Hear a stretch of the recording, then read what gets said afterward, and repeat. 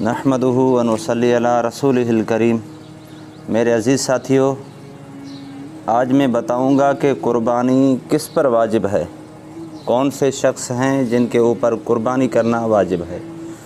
कुर्बानी हर मुसलमान पर वाजिब है जो आकिल बालिग और मुकीम हो। मुकीम का मतलब है कि मुसाफिर न हो। मुसाफिर के ऊपर कुर्बानी वाजिब नहीं, और उसकी मिल्कियत में 52.5 तोले चांदी या उसकी कीमत का माल हो और उसकी ज़रूरत असलिया से ज़ायद हो, और ये माल ख़्वाह सोना चांदी या उसके ज़ेवरात हों या माल तिजारत हो, ज़रूरत हाजत से ज़ायद घरेलू सामान हो या रिहाइश के मकान से ज़ायद मकानात और जायदाद वगैरह हों। कुर्बानी के लिए उस माल पर साल भर का गुज़रना शर्त नहीं और न उसका तिजारती होना शर्त है। अगर कोई शख्स कुर्बानी के 3 दिनों में से आखिरी दिन भी किसी सूरत से माल का मालिक हो जाए तो उस पर भी कुर्बानी वाजिब है। और बच्चा और मजनून पागल जो है, उनकी मिल्कियत पर इतना माल हो कि वो साहिब निसाब हों तो उनकी तरफ से या उनके वली पर कुर्बानी वाजिब नहीं।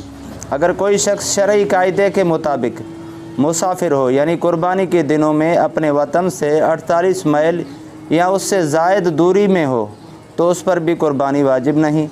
अगर कुर्बानी के दिनों में 11वीं 12वीं ज़िलहज को सूरज गुरूब होने से पहले अपने घर आ गया और वो साहिब हैसियत लोगों में से है तो उस पर कुर्बानी वाजिब होगी।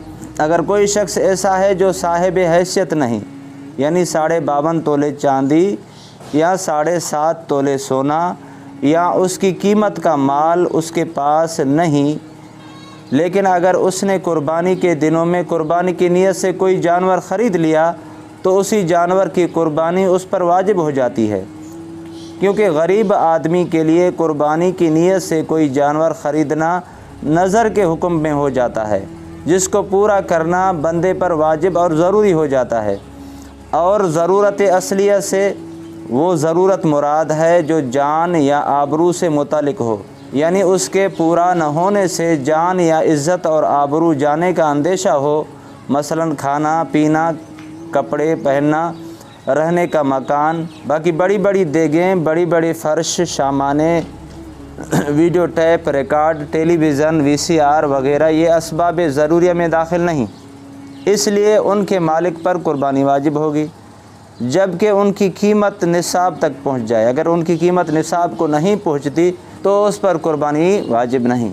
जिस तरह मर्दों पर कुर्बानी वाजिब है, इसी तरह औरतों के ज़िम्मे भी कुर्बानी वाजिब है, बशर्ते कि उनके पास ज़ाती ज़ेवरात हों या इतना माल या जायदाद हो जो निसाब के बराबर हो। कुर्बानी सिर्फ़ अपनी ही तरफ से वाजिब है, औलाद की तरफ से वाजिब नहीं, किसी और अज़ीज़ और अकारिब की तरफ से भी वाजिब नहीं। मसलन किसी के 10 बच्चे हैं और सब एक साथ रहते हैं, बाप की ज़िंदगी में सिर्फ़ बाप पर कुर्बानी वाजिब होगी, यानी अपने नाम से वो कुर्बानी करे। और अगर बीवी साहिब हैसियत यानी मालदार है तो उसको भी अपनी तरफ से कुर्बानी वाजिब है। शोहर की कुर्बानी बीवी की तरफ से या बीवी की कुर्बानी शोहर की तरफ से काफ़ी नहीं होगी, हर एक को अलग अलग कुर्बानी करना ज़रूरी है।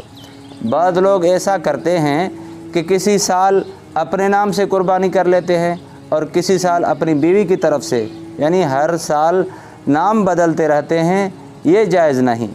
अगर साहिब निसाब है तो उसको अपनी तरफ से कुर्बानी करना ज़रूरी है। अगर अपने नाम से नहीं की, किसी दूसरे नाम से कर ली तो उसके ज़िम्मे वाजिब बाकी रह जाएगा, यानी जो उसके ऊपर वाजिब है वो उसके ऊपर वाजिब रह जाएगा। दूसरों के नाम से कुर्बानी करने से उसका वजूब साकित नहीं होगा, उसका जो उसके ऊपर हक़ है अल्लाह की तरफ से वो नहीं गिरेगा।